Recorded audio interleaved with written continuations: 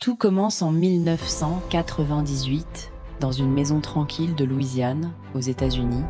Bruce et Andrea ont un fils prénommé James.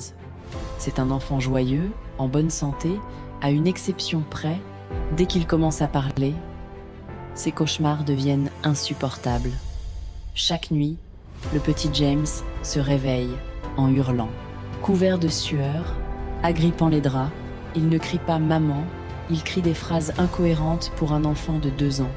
L'avion est en feu, je ne peux pas sortir. L'avion s'est écrasé, je ne peux plus bouger.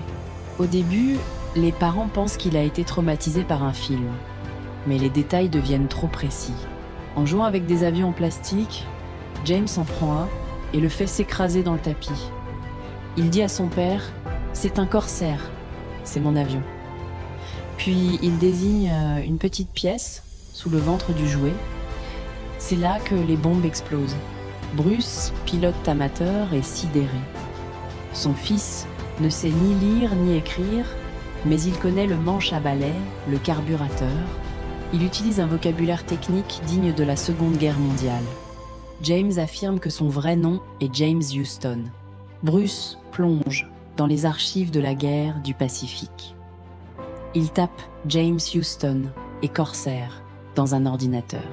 Le lieutenant James Houston Jr. a été abattu au-dessus de l'île de Chichijima en 1945 lors d'une mission. L'avion a plongé dans l'océan.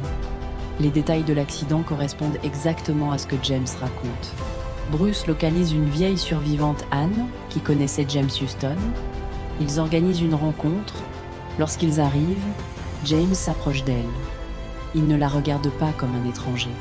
Il s'assied à côté d'elle sur le canapé et se blottit contre elle, comme s'il y avait passé des heures.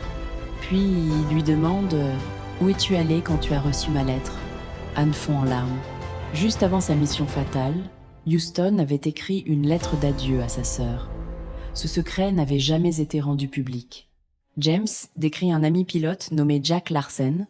Bruce retrouve Jack, alors âgé dans une maison de retraite. James reconnaît immédiatement l'homme. Il dit « C'est drôle que tu sois si vieux maintenant ».